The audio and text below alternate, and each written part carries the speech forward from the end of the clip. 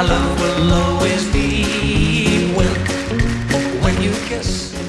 Suddenly in the charts, you hear that here they are, the Kalin Twins, and then you hear when you smile at me. Oh no, another song I wish I got first. Anyway, we all loved it. It was number one for, I don't know, 5 weeks.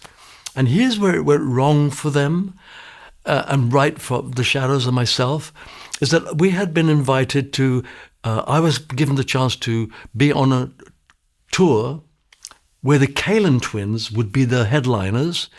And there was me, there was the Mickey Most, the Most Brothers, there were other 5 or 6 artists on the show. And we were set to play just before the Kalin Twins came on. Now we were really thrilled because here is another American singers singing a massive big hit, and we were going to be with them. What we didn't know is that already because of Oh Boy, my image had grown quite a lot in Britain, nowhere else at that stage.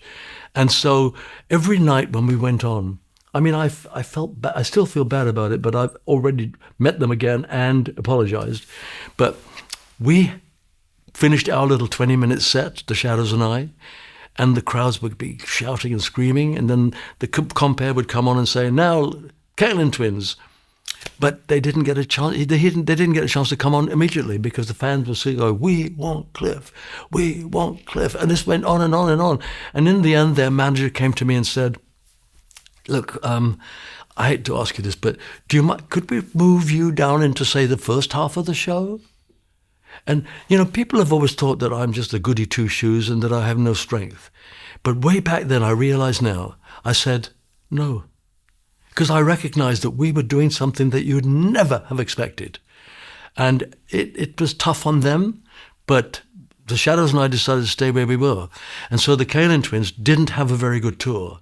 And years later, when I was celebrating our 50th anniversary, I thought, this is my chance.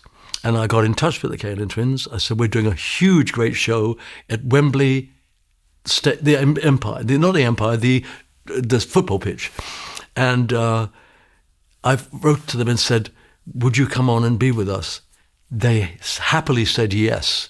And they came on, and I did. I apologized to myself. I'm so sorry. I remember those days, and I feel I was really nasty. They said, don't worry, we'd have done the same if it was you on the top. So they were absolutely perfect about it, and it was nice to get in touch with them again. And the interesting thing is, they sang When, and I could see the crowd all singing When with them.